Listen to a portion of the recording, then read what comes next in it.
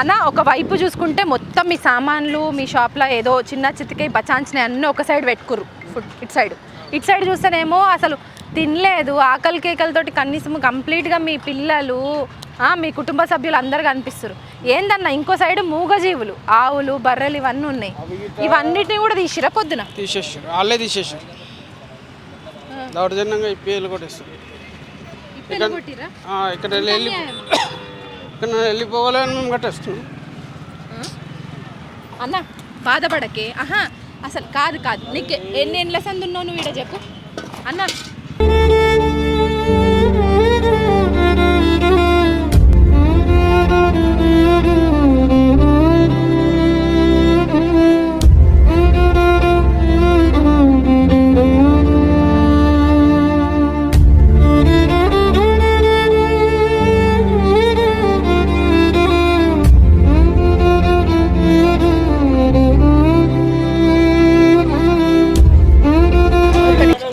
నా గురించి ఏమైంది చెప్పు, ఉదయం ఏమైంది, ఎంతమంది వచ్చిర్రు, కనీసం నోటీసులు ఇచ్చిర్రా?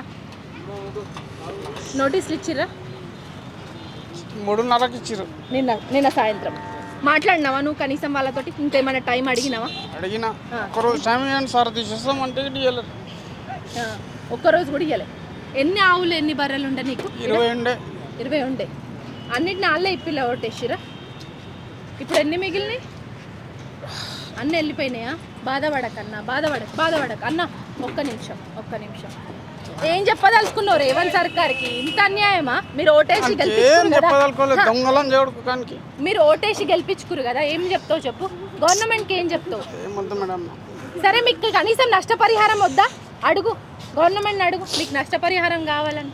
నేను మాట్లాడలేను మేడం, నేను పొద్దున మూడ్ ఆఫ్లో అర్థమైందన్న. ఎందుకంటే కనీసం మనుషులు అయితే చెప్పుకుంటారు, అవి మూగజీవులు కదా. ఎన్నేళ్ళ సంది పెంచుకుంటున్నావు?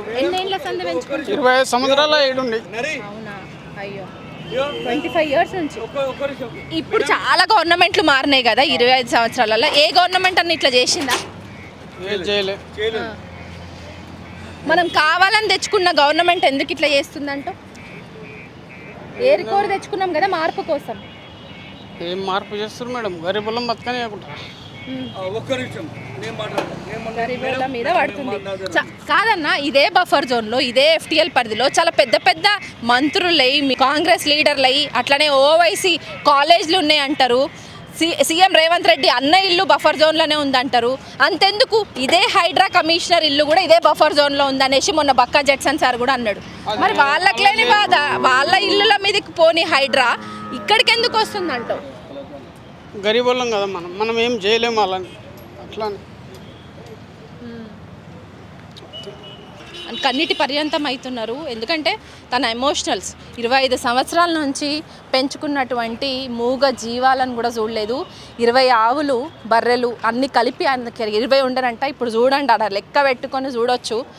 కేవలం 5 ఆవులు మాత్రమే మిగిలిన అన్ని మూగజీవాలను కూడా తాళ్ళిప్పి మరి వదిలేసినటువంటి ఘనత నిజంగా సీఎం రేవంత్ రెడ్డి సర్కార్కే దక్కుతుంది. ఆయన ఖాతాలోనే వేయాలి.